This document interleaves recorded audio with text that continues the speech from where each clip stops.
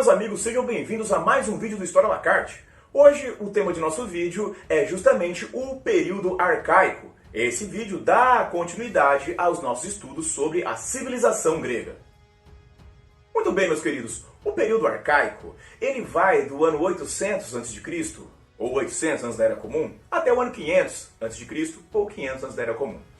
Neste momento, nós temos ali que aquelas transformações ocorridas ao final do período homérico, né? Nós tivemos ali justamente que ela vai fazer o retorno da sociedade tal qual existia antes. Nesse momento nós temos que entender então que há principalmente o retorno das cidades-estado. As cidades-estado voltam a ter ali, a existir nesse momento, e é nesse momento que nós temos ali o surgimento das cidades-estados mais famosas, as cidades-estados que nós sempre lembramos quando falamos do período grego, da civilização grega. Nós estamos falando justamente das duas cidades que vão modelar a sociedade grega a partir de agora. Estamos dizendo ali justamente a respeito de Atenas e Esparta. Começaremos falando sobre Atenas. Atenas, meus amigos, era uma cidade cosmopolita. Atenas era uma cidade que exercia uma grande atividade comercial. Haviam referências de todos os locais em Atenas, de cidades asiáticas, civilizações asiáticas, Egito e também de outros locais da própria Grécia. Essa atividade tão grandiosa existente em Atenas, justamente referente aí à questão de sua atividade comercial, faz com que Atenas possua uma identidade específica, pelo qual ela é muito famosa. A Atenas é justamente famosa pela busca de seu desenvolvimento intelectual. É justamente por isso que em Atenas surgirá, por exemplo, a filosofia. Atenas surgirá, por exemplo, a democracia. Mas que não seja a mesma democracia que nós estamos acostumados. Não é a democracia tal qual é a nossa. Mas Atenas é uma cidade muito mais focada no desenvolvimento intelectual, na atividade da cidadania ateniense. Era imprescindível que seu cidadão estivesse dedicado ao que eles chamavam de ócio. Ócio não é justamente aquilo que nós temos hoje. Você pensa de um cara ocioso, um cara vagabundo, um cara que não trabalha, um cara que é despreocupado. Não. O ócio, entendido lá em Atenas, é justamente a ideia de que você tem que ter tempo livre para exercer as atividades dignas de um cidadão. O que são as atividades dignas de um cidadão? Se dedicar ao conhecimento, se dedicar à administração da cidade, se dedicar à filosofia, se dedicar à política e dessa forma fazer com que a polis, a cidade-estado grega, polis, ela se desenvolva plenamente. Atenas surgirá dentro da busca desse objetivo, dessa atividade intelectual. Atenas, não é porque Atenas era uma cidade de desenvolvimento intelectual, na sua principal característica, que Atenas não tivesse outras atividades, por exemplo, a guerra. Nós temos ali que Atenas era uma cidade muito habilidosa em batalhas, como veremos no futuro. No entanto, falaremos agora a respeito da sociedade de Atenas. A sociedade de Atenas, meus amigos, ela é basicamente uma evolução da sociedade surgida ainda lá no período homérico. Nós temos ali, no alto, no topo, os assim chamados eupátridas. Os eupátridas são os únicos possuidores de direitos no início de Atenas. Os eupátridas são os únicos que podem participar das assembleias, das atividades políticas, que podem votar e ser votados. E eles têm esses direitos porque são nobres, justamente porque são possuidores de terra. O fato deles possuírem terra garante a eles a sua nobreza, garante a eles os seus direitos, o seu direito de participar das atividades políticas. Logo após os eupátridas, surgirão os chamados metecos, que também poderão ser conhecidos como demiurgos. Os metecos são os estrangeiros. Nem sempre estrangeiro é porque veio de fora, mas é estrangeiro porque não tem direito, porque não tem cidadania. Ele é o comerciante que exerce o trabalho ali naquele momento em Atenas, o artesão, o comerciante, e alguns metecos irão alcançar uma grande riqueza, que gerará problemas no futuro, como nós veremos daqui a pouquinho. E logo depois dos metecos, os comerciantes, nós temos a última camada, os escravos. Os escravos, como nós falamos anteriormente, quando a escravidão retorna, ela retorna como dívida. A escravidão por dívida. Nesse momento, em Atenas, então, você pode ser escravizado se você tiver dívidas, você pode ser escravizado em Atenas se você for condenado, e você pode ser escravizado em Atenas se você for um prisioneiro de guerras, um prisioneiro de batalhas. Dessa forma, nós temos então as estruturas das 3 camadas sociais atenienses. Atenas era muito famosa justamente por ter desenvolvido ali a democracia. Como comentei, a democracia ateniense não é parecida com a nossa. Ela tem as ideias básicas, mas, como veremos no futuro, não é exatamente igual. Bom, Atenas é famosa por seus órgãos de governo. Atenas, meus amigos, tinham diferentes formas de governo. No início de Atenas, onde nós tínhamos os direitos apenas nas mãos dos eupátridas, nós temos que somente esses eupátridas poderiam participar desses órgãos públicos, participar dessas assembleias. No caso, nós temos ali o surgimento dos arcontes. Os arcontes, meus amigos, eram os responsáveis justamente pelo comando da religiosidade e também pelo julgamento. Tinha um poder religioso e um poder judiciário. No início, cada arconte, que era escolhido dentro da assembleia pelos eupátridas, era um eupátrida, no início, o arconte tinha um mandato de 10 anos, só que de 10 anos surgiu esse mandato dos arcontes. Com o passar do tempo, os atenienses viram que 10 anos para um indivíduo era muito tempo no poder. Haviam 10 arcontes e cada um dos 10 arcontes finalizava então o seu mandato em apenas 1 ano. Além dos arcontes, nós tínhamos estrátegos. Os estrátegos eram os indivíduos que detinham o poder militar e o poder executivo. Também começa da mesma forma que os arcontes. Os estrátegos começaram tendo poder por 10 anos, mas finalizavam então, quando finalizaram-se com o passar do tempo, os estrátegos também tinham 10 e cada um tinha um mandato de 1 ano. Esses estrátegos e esses arcontes eram escolhidos através do areópago. O areópago, meus amigos, era o chamado Conselho dos Eupátridas. Esse Conselho dos Eupátridas e os estrátegos e os arcontes exerceram o poder em Atenas durante muito tempo. No decorrer do tempo, nós vamos ver que a questão de você ser um cidadão em Atenas vai mudando. Lembre-se, nós falamos que ser cidadão em Atenas, quem tinha direito, quem tinha cidadania eram somente os eupátridas. Mas nós veremos mais detalhes daqui a pouquinho e entenderemos que, com o passar do tempo, o enriquecimento dos demiurgos, o enriquecimento dos metecos, fez com que muitos metecos que eram ricos não mais aceitassem receber ordens pura e simplesmente dos eupátridas. Dessa forma, muitos metecos ricos, famílias de metecos ricos que viviam em Atenas por longo período, também ansiavam em possuir direitos, também desejavam possuir direitos políticos e dessa forma muitos conflitos começaram a surgir na cidade de Atenas. Esses conflitos foram sendo minimizados através ali da ação de legisladores. No decorrer da história ateniense, vários legisladores existiram, vários arcontes, vários estrátegos. Dessa forma, nós vemos que eles vão exercer mudanças. Essas mudanças irão acontecer e nós iremos tratar desses legisladores daqui a pouquinho. Mas essas mudanças trarão novas formas, novos órgãos de governo em Atenas. Teremos, por exemplo, a chamada bulé. A bulé, meus amigos, é um conselho dos 500 homens livres maiores de 30 anos em Atenas. Essa bulé, ela tinha a capacidade de criar as leis. A bulé também vai ser conhecida como Conselho dos 500. Essa bulé, meus amigos, é uma das grandes transformações que foram alcançadas pelos legisladores. Percebam, conselho de homens livres maiores de 30 anos, de cidadãos livres maiores de 30 anos, que nós temos ali, que veremos com o passar do tempo, essa ideia de cidadania irá se transformar. Além da bulé, nós temos ali também a chamada eclésia. A eclésia, meus amigos, é uma assembleia geral dos cidadãos. Todos os cidadãos poderiam participar da eclésia. E justamente nisso aí, nós temos que o poder da eclésia era de vetar as leis que haviam sido criadas pela bulé. Nós temos então essas principais formas de governo em Atenas. Mas, se fosse necessário, se Atenas corresse perigo e dessa forma fosse preciso alguém tomar alguma atitude mais enérgica, mais rápida, os atenienses escolhiam então um tirano. Existia a chamada tirania.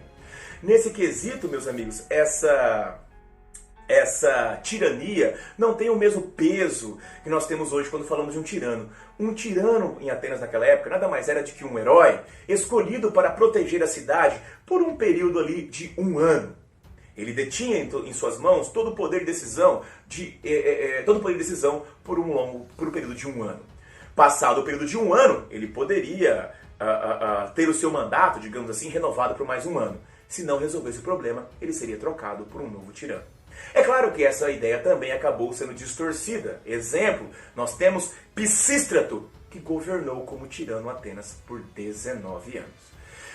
Caso um indivíduo quebrasse essas ideias, ele poderia ser punido. Uma das punições mais famosas que Atenas tinha aos indivíduos que quebravam os órgãos de governo, né, aconteceu já no momento em que já existia a democracia. Era o chamado ostracismo. E o ostracismo era justamente o banimento do indivíduo por 10 anos. Ele era banido da cidade por 10 anos, perdendo então a sua cidadania. E perdendo a cidadania, ele não mais poderia participar em nada de Atenas. Finalmente chegamos aos assim chamados legisladores. Os legisladores, meus amigos, foram indivíduos que governaram Atenas e dessa forma trouxeram grandes transformações e grandes modelações para a cidade. Essas modelações acabaram surtindo grande impacto na questão política de Atenas. Justamente porque, como comentei anteriormente, havia conflitos existindo na cidade entre, principalmente, eupátridas e demiurgos. Esses demiurgos não mais aceitavam não possuir direitos e não participar da vida política de Atenas. Dessa forma, então, os conflitos deveriam ser solucionados. É justamente nessa questão de tentar buscar a solução para os conflitos que surge a figura do primeiro grande legislador, Drácon. Drácon cria o primeiro código de leis escritas de Atenas. Não é o primeiro código de leis da humanidade. O primeiro código de leis da humanidade que foi escrito é o Código de Hammurabi, como nós vimos lá no nosso vídeo da Mesopotâmia. Drácon cria o primeiro código de leis escritas em Atenas, e isso faz os conflitos serem minimizados. Anteriormente, as decisões jurídicas eram tomadas sempre por base na tradição. Essa tradição acabava dando ganho de causa, ganho de razão para as camadas eupátridas. Dessa forma, então, os demiurgos acabam sendo sempre desprezados. Com as leis escritas, essa possibilidade de termos sempre uma vitória dos eupátridas, ela fica diminuída.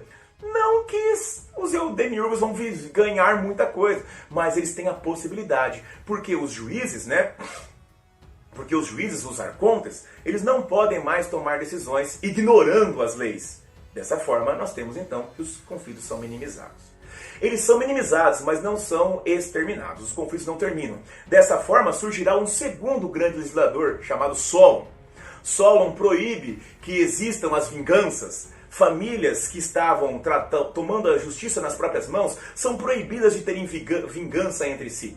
Dessa maneira, então, ele reforça a ideia da validade. Ele reforça a ideia da validade das leis escritas, já que a justiça ela tem que ser feita pelo indivíduo que é responsável legal, pelo indivíduo que detém a força da justiça e não mais por um simples cidadão que vai tomar a justiça nas próprias mãos. Além disso, Solon é responsável por acabar com a escravidão por dívida, uma das coisas que estava cometendo não apenas os demiurgos, mas também acometendo os eupátridas pobres. Eupátridas pobres? Claro, afinal de contas, o indivíduo é possuidor de terras e de direitos, mas imagine, ele tem uma terra lá numa pedreira, ele tem uma terra num pântano que não produz. Ele acaba muitas vezes se endividando e acaba perdendo a sua condição de cidadão. Então, as leis de Solon, o fim da escravidão por dívida, não só ajuda os demiurgos, mas também ajuda os eupátridas. Os conflitos diminuem, mas não acabam. É dessa forma que surge justamente a grande figura de Clístenes. Clístenes, meus amigos, ele é tecnicamente o criador da democracia. A democracia, criada por Clístenes, ela é muitas vezes conhecida por democracia incompleta. Principalmente que, para participar, um dos quesitos importantes que havia naquele momento eram os critérios econômicos. Alcançar a cidadania era importante para participar da democracia, mas só alcançava a cidadania aqueles indivíduos que eram mais ricos. Veja, os demiurgos tinham a possibilidade de alcançar a cidadania, mas somente aqueles que eram mais ricos. Essa democracia, apesar de permitir teoricamente a participação de todos, já traz a ideia da participação de todos os cidadãos. E como para alcançar a cidadania precisava ser rico, nós não temos ainda a participação técnica de todos.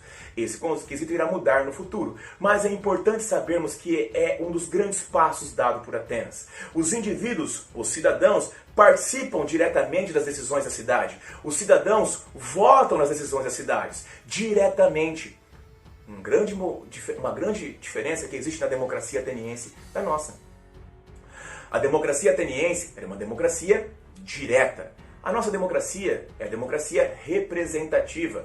Nós elegemos nossos representantes e dessa forma eles, que teoricamente têm as mesmas ideias que nós, votarão de acordo com como nós votaríamos. Em Atenas não existe isso. Em Atenas, cada cidadão vota diretamente naquilo que é proposto. A democracia ateniense ela é baseada em 3 quesitos. A democracia ateniense é baseada na ideia de isonomia, ou seja, a igualdade de direitos. Todos os cidadãos possuem os mesmos direitos. Foco na palavra cidadãos. Se você não é cidadão, você não tem esses quesitos. Mas se você é cidadão, você tem isonomia, ou seja, os direitos iguais. Além de possuir isonomia, a democracia grega é baseada na isegoria, ou seja, a igualdade de manifestação. Como a democracia ateniense era uma democracia direta, todos os indivíduos tinham que participar, todos os indivíduos tinham que votar, e dessa forma eles tinham que argumentar. Todos tinham o direito de argumentar, de se manifestar. E por fim, a democracia grega era baseada na isocracia. Todos os cidadãos podem se candidatar a todos os cargos. Dessa forma, então, há a ideia de igualdade entre os cidadãos. Essa questão foi trazida justamente por Clístenes, que trouxe a democracia para Atenas. No entanto, com o tempo passando, lá no futuro, lá no período clássico, surgirá o último grande reformador. Bem no futuro. Esse reformador é justamente um indivíduo chamado de Péricles. Péricles é o último grande reformador e ele amplia a democracia, ele aperfeiçoa a democracia. Ele traz a ideia de que para que você participe da democracia, você não precisa ser rico, você tem que ser cidadão de Atenas. E é esse quesito que é a grande transformação. Lá com Péricles, nós temos que para você ser cidadão, você tem que ser... Quem é o cidadão de Atenas no período de Péricles?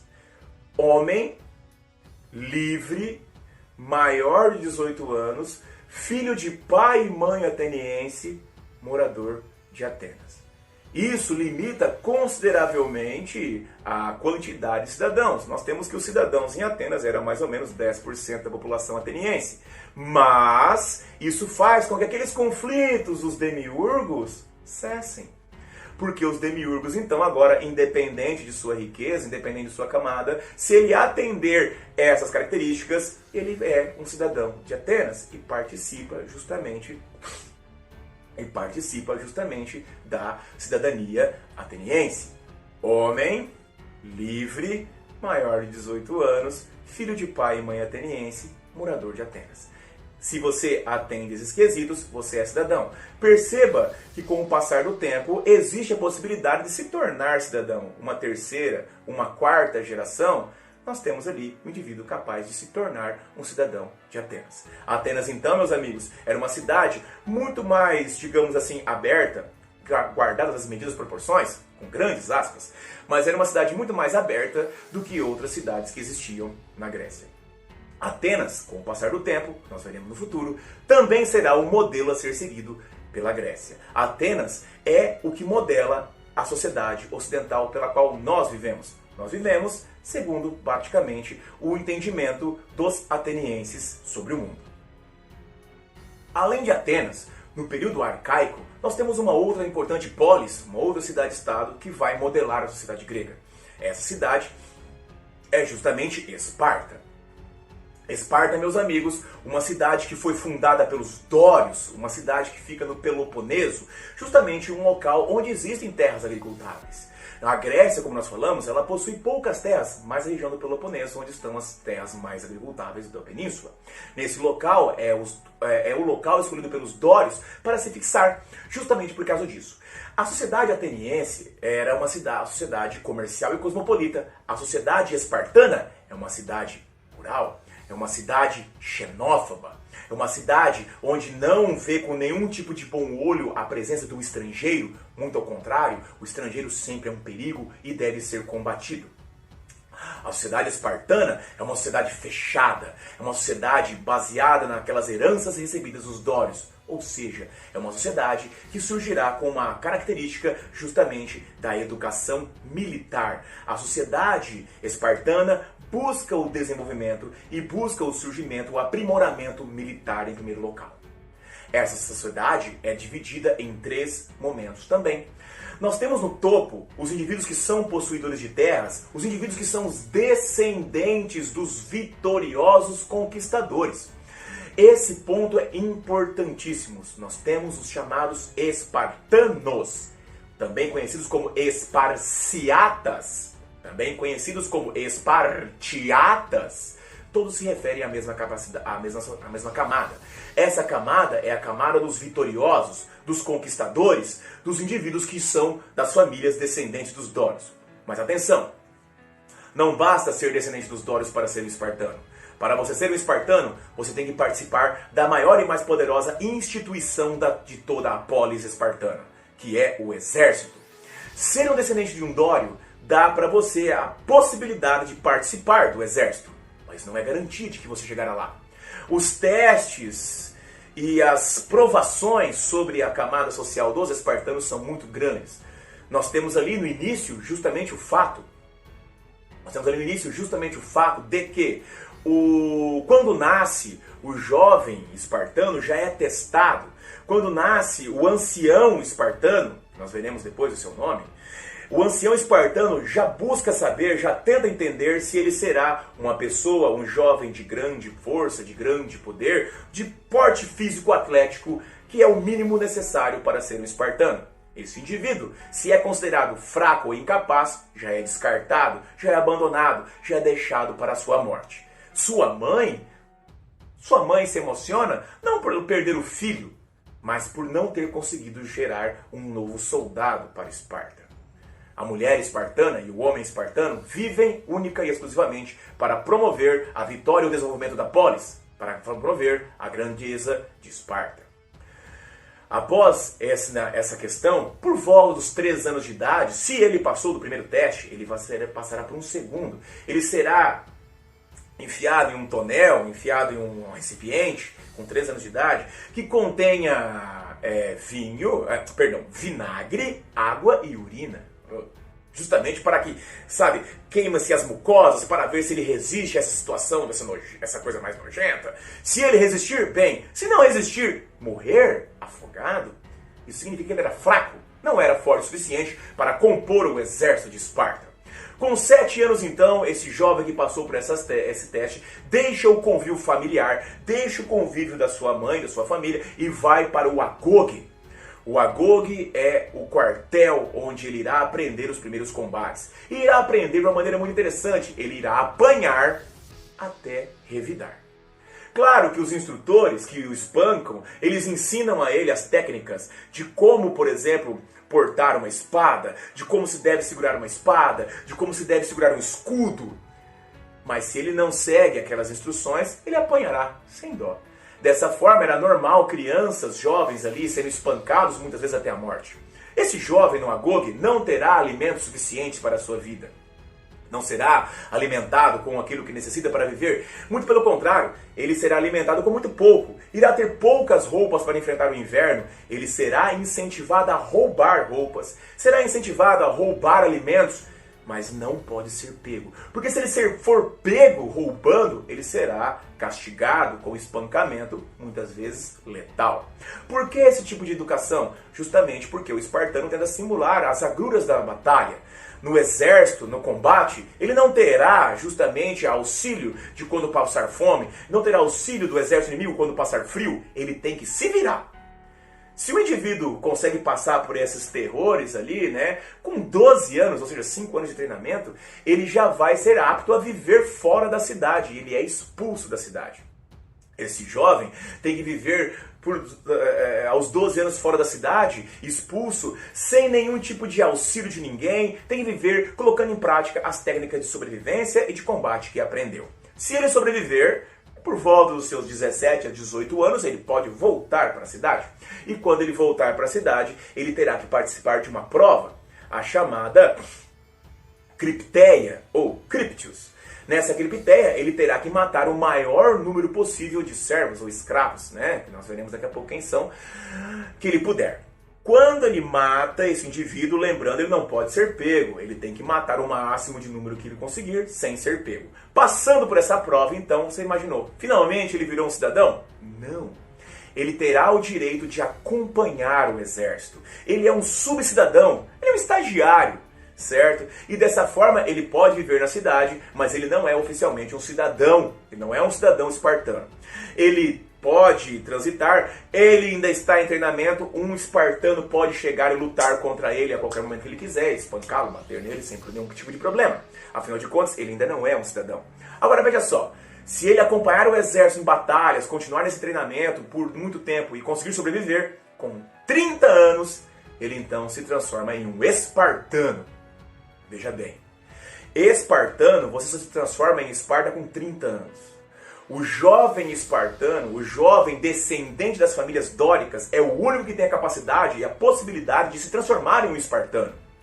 Com 30 anos ele vira um espartano, vira um oficial do exército, recebe um lote de terras da cidade, recebe uma quantidade de servos, de escravos da cidade e recebe o direito de poder se casar, para que gere novos soldados para a cidade. O casamento também é muito interessante, ele tem de roubar a noiva.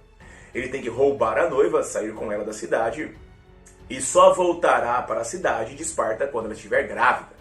Com a gravidez, consuma-se o casamento e consuma-se também o seu direito à cidadania. A esposa pode, muitas vezes, não querer casar com esse jovem espartano. É muito raro. Ela pode se defender? Claro. Vença, derrote-o em batalha. E dessa forma você terá a possibilidade de vencer. A mulher espartana não é treinada militarmente, mas ela tem uma... Dentro da sociedade grega, de uma maneira geral, as mulheres não têm direitos.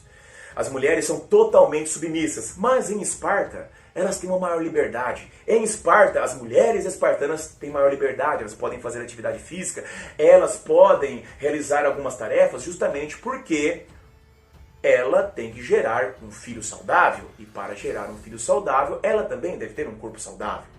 Outro quesito é que muitas vezes a administração da casa do espartano fica a cargo da mulher. Por que você deve estar pensando?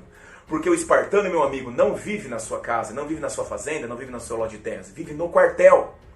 O espartano vive toda a sua vida no quartel, junto com soldados, treinando e de prontidão para o combate. Por isso que as tarefas são delegadas à esposa. Mas claro, atenção, lembre-se sempre, a mulher espartana não tem autonomia. Ela está sempre submissa ao homem, ela está sempre submissa ao marido. Dessa forma, ela possui maior liberdade se você comparar com os outros indivíduos, com as outras mulheres da Grécia, mas ela é submissa ao espartano. Essa é a camada da elite, a camada dos espartanos. Quando você chega com 30 anos, você vira um cidadão. E se você for um grande guerreiro, e se você for um homem afortunado, você chegará ao ápice da sociedade espartana. Você será um geronte. Um geronte é um espartano maior de 60 anos, que chegou a um ápice tão grandioso, ele viveu a vida toda em prol da glória de Esparta. Um geronte é um homem tão afortunado, um homem tão glorificado, um homem tão, assim, cheio de honras, que ele até pode mandar os reis se calarem, e os reis irão obedecê-lo por respeito a esse indivíduo. Essa é o ápice da sociedade, é o ápice da camada social dos espartanos. Você se transforma num geronte. Logo abaixo dos espartanos, nós temos ali justamente os chamados periecos. Os periecos são os estrangeiros, os comerciantes, os artesãos, os indivíduos que não são cidadãos, não possuem direito a participar das assembleias, não possuem direitos a nada, são os estrangeiros. Mas ainda existe indivíduo pior. A terceira camada em Esparta são os chamados ilotas. são os escravos espartanos, são os servos espartanos, são os servos de Esparta, são os servos dos espartanos. Esses ilotas são os descendentes justamente dos primeiros povos que foram derrotados pelos dórios, então eles são massacrados. Um ilota vive sempre com medo. A qualquer momento, um espartano ou um jovem em treinamento pode chegar e matá-lo. A cripteia, por exemplo, é justamente a questão de matar a maior quantidade de ilotas possível. A maior chance para um ilota viver bem é passar despercebido pela sua sociedade. Um ilota está sempre à mercê do medo e sempre à mercê da morte. E é por isso que os ilotas são facilmente dominados pelos espartanos. Nós temos então, meus queridos, essas três camadas sociais em Esparta. A elite, os espartanos. Os periecos, os estrangeiros. E os ilotas, os escravos. A sociedade espartana é uma sociedade muito mais simples do que a sociedade ateniense, inclusive nas suas quesitos políticos. Um bom homem espartano é um homem lacônico, um homem que não fala, um homem que não fica debatendo. Um homem bom, um bom espartano é um bom soldado, ou seja, ele obedece sem questionar. E isso é aplicado inclusive nas questões políticas. Nós temos, por exemplo, os órgãos de governo espartano, nós temos, por exemplo, a Ápila. A Ápila a Assembleia, né? A Ápila é a Assembleia de Espartanos, ou seja, homens maiores de 30 anos. A Ápila não tem poder de decisão. A Ápila é uma Assembleia consultiva que irá demonstrar a sua aprovação ou desaprovação por palmas, aprovação ou desaprovação de ideias que serão apresentadas a ela. A Ápila é formada por todos os espartanos, ou seja, por todos os homens maiores, ou todos os cidadãos maiores de 30 anos. Logo após a Ápila, nós temos a Gerúsia. A Gerúsia, ela é um conselho de gerontes, mas não todos os gerontes, 28 gerontes. A Gerúsia é formada por 28 gerontes que são escolhidos ali dentro da Ápila.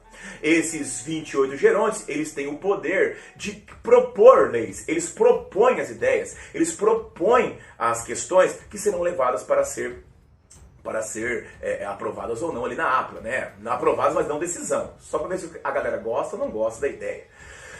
Essa Gerúsia também não tem poder de decisão.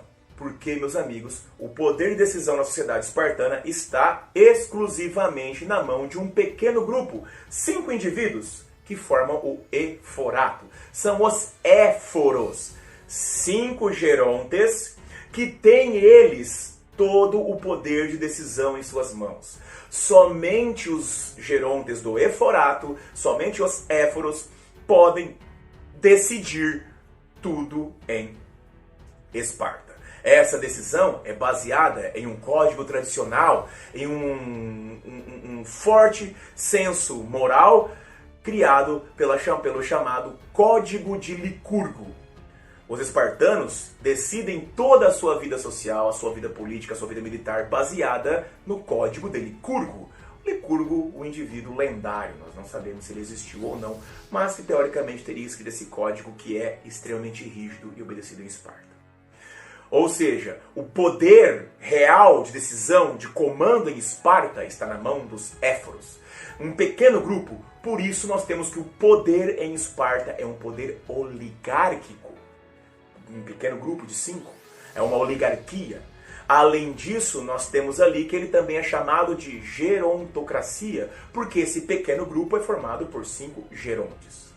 Mas, uma coisa interessante, Esparta, mesmo sendo uma oligarquia e todo o poder de decisão está vinculado na mão dos Éforos, Esparta é governada por 2 reis. É uma diarquia, um rei político e um rei militar. Perdão, um rei religioso e um rei militar.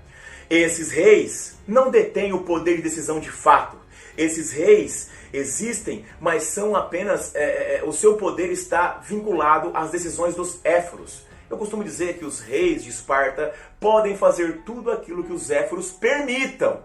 Os reis têm de pedir permissão para os Éforos para tomar algumas atitudes. Por exemplo, o rei militar, se vai querer travar alguma guerra, tem que pedir autorização dos Éforos. E os Éforos, ao liberarem ou não liberarem o exército, detêm o verdadeiro comando em suas mãos.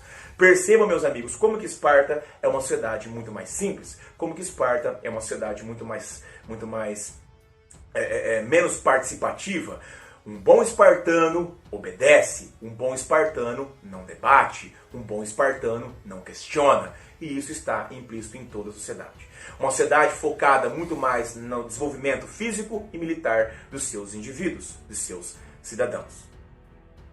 Essas duas sociedades, a sociedade ateniense e a sociedade espartana, irão acabar modelando todo o conjunto de convivência das sociedades das cidades-estados da Grécia. Essas cidades serão colocadas à prova justamente em conflitos que virão. Essas cidades, esses modelos serão confrontados justamente no período clássico, que nós iremos ver no futuro. Finalizamos aqui então nossos estudos acerca do período arcaico desenvolvido da civilização grega. Um grande abraço, meus amigos. Vida longa e próspera e até a próxima.